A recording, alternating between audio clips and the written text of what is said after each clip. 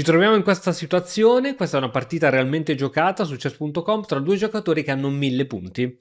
Il bianco sta creando un pochettino di pressione e quello che ci si aspetta è che il nero vada a difendere o quantomeno che vada a mettere il re al sicuro, poiché si dice che il re è sotto attacchi a raggi X da parte della torre bianca. Tuttavia, il nero, incurante del pericolo, gioca cavallo F4, una mossa che porta il cavallo nella metà campo avversario, una mossa offensiva, ma non si può pensare ad attaccare se prima non si è completato i principi base, non si è fatto lo sviluppo, non si è messo il re al sicuro. Infatti, dopo la fortissima D4, creando ancora più pressione su questo pedone che è inchiodato, qui semplicemente il nero perde un pezzo grazie alla semplice mossa alfiere cattura F4.